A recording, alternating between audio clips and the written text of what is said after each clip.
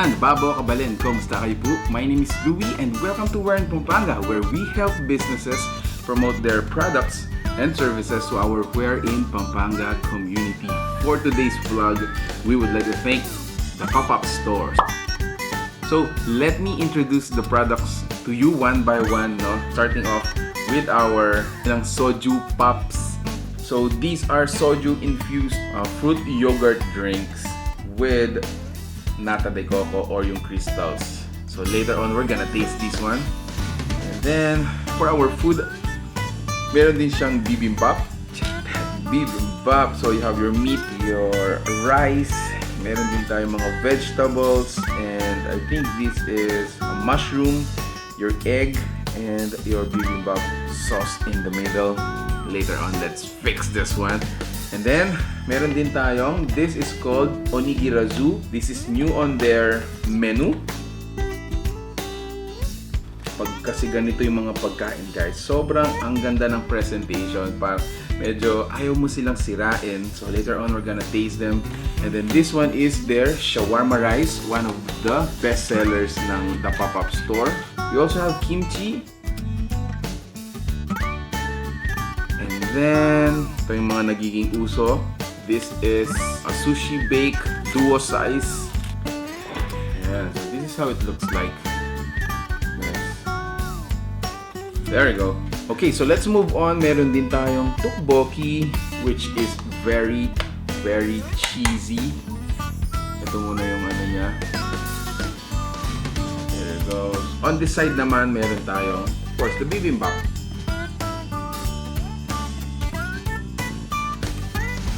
And then, isa sa mga favorite Korean food ko, bulgogi. And then, another interesting dish na pinadala nila, guys, itong yomokgok. What you need to do is put in the cakes. Last one is the banana chocolate chip cupcakes. Grabe, ang bango nito. Tikman na natin isa-isa. I'm gonna start with this soup.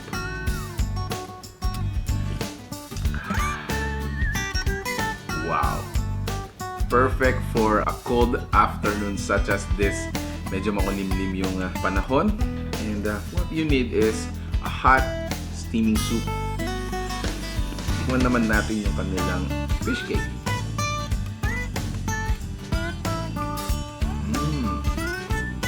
Wow! It's a simple dish, yet it is so satisfying. Siguro, depending on your, satisfaction, you can add in some other ingredients. This time, I'm gonna taste yung kanilang kimbap.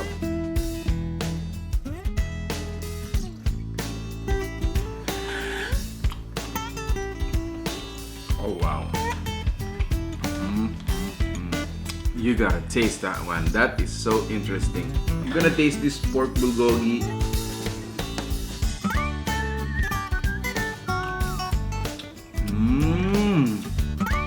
Oh wow, I like it.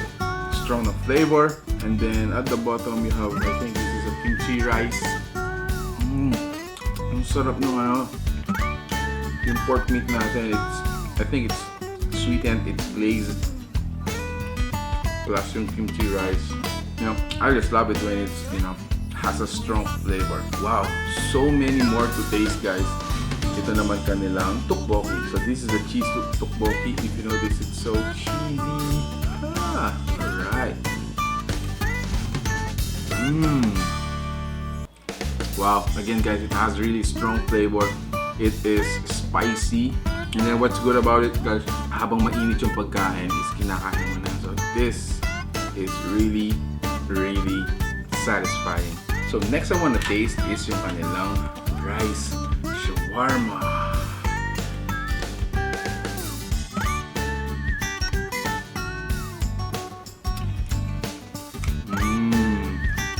So flavorful. Sobrang hindi ka manghihinayang dahil hindi tinipid yung mga sangkap.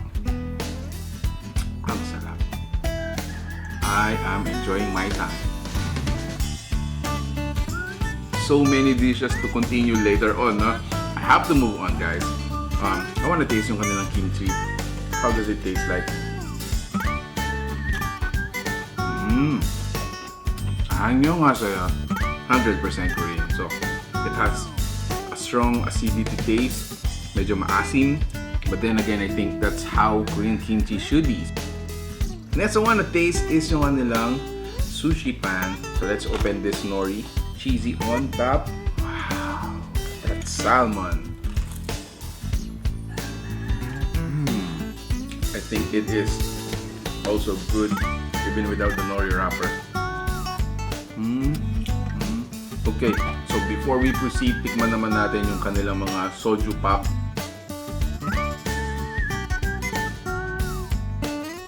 This one, ano yung flavor nito?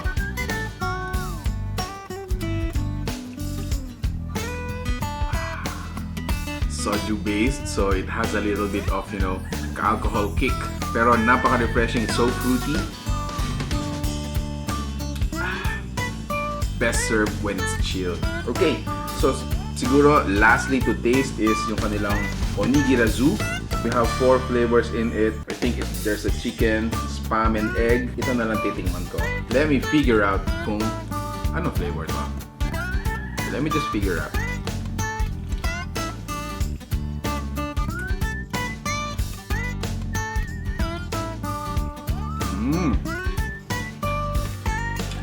So you have your nori wrapper plus rice, and I think this is a burger patty plus yung cheese niya on top. It is actually,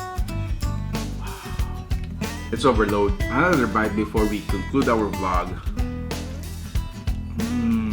So just a bit of trivia.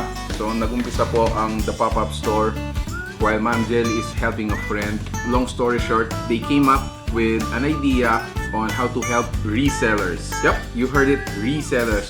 So kung gusto mong mag-start ng small business with them, start a reselling business, they are actually looking for you. So let me just read yung ano natin. The Pop-Up Store currently has resellers in Angeles, San Fernando. They also have Porac and San Luis. And right now, they are looking for resellers in area of Mabalacat, Florida Blanca, Dau, Balibago, Lubao, Arayat, and Mexico. Again guys, so if you are interested to resell these products, just search for the Pop-Up Store or yung @ the Pop-Up Store 2020. You can also message Jelly Ronquillo. You can check out her fan page.